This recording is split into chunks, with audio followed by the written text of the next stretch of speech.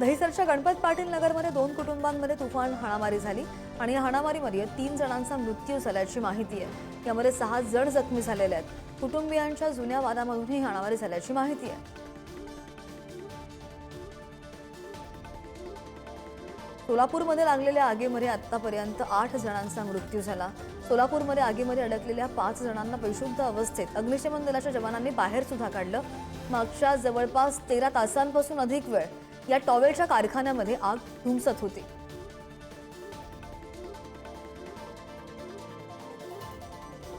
सोलापूरमधील textile कारखान्याला लागलेली आग तब्बल 13 तासांच्या प्रयत्नांनंतर आटोक्यात आणण्यात आली आहे। मात्र पुन्हा एकदा आगीचा भडका उडाला। गॅसचा स्फोट झाल्याचा प्राथमिक अंदाज आहे। पुन्हा एकदा आगीने रौद्ररूप धारण केल्यामुळे अग्निशमन दलाच्या समोरच्या अडचणी चांगल्याच वाढलेल्या आहेत। मुख्यमंत्र्यांकडून सोलापूरमधील मृतांच्या कुटुंबियांना 5 लाखांची मदत जाहीर करण्यात आलेली आहे। मुख्यमंत्री सहाय्यता निधीमधून ही मदत करण्यात येणार आहे। तर पंतप्रधान मोदींकडून सुद्धा मृतांच्या कुटुंबियांना 2 लाखांची मदत जाहीर करण्यात आली आहे।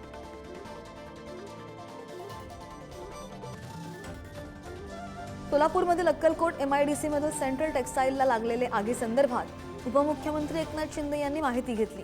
सोलापूरचे जिल्हाधिकारी कुमार आशीर्वाद यांच्याशी शिंदेंनी फोनवर सविस्तर चर्चा केली आहे। तसंच या आगीसंदर्भात पूर्ण यंत्रणा कामाला लावण्याच्या सूचना सुद्धा दिलेल्या आहेत। चंद्रपूरमध्ये वाघाच्या हल्ल्यामध्ये आज पुन्हा 2 जणांचा मृत्यू झाला। जंगलामध्ये जनावरांसाठी चारा आणण्यासाठी गेले असता वाघानं हल्ला करून त्यांना ठार केलं। मागील 8 दिवसांमध्ये वाघांच्या हल्ल्यामध्ये 8 जणांचा मृत्यू झालेला असून त्यामध्ये 5 महिला आणि 2 पुरुषांचा समावेश आहे।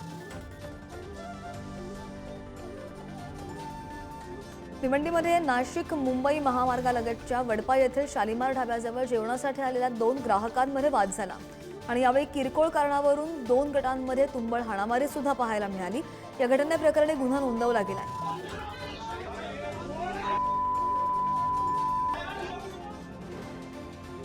चंद्रपूरमध्ये वाघाचे हल्ले वाढत असल्यामुळे शेती आणि शेतमजुरांचं नुकसान होत आहे असं सुद्धा काँग्रेस नेते विजय वडेट्टीवार म्हणाले।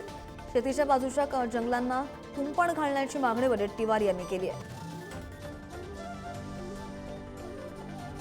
मुंबईसह राज्यभर 11वी ऑनलाईन प्रवेशांसाठी असलेले संकेतस्थळ सोमवारपासून म्हणजे आजपासून खुले होणार आहेत। पहिले 2 दिवस सरावासाठी असणार असून त्यानंतर 21 पासून प्रत्यक्ष ऑनलाईन अर्ज करावा लागणार आहे। 11वीला प्रवेश घेताना विद्यार्थ्यांना ऑनलाईन अर्ज दाखल करणं अनिवार्य असेल।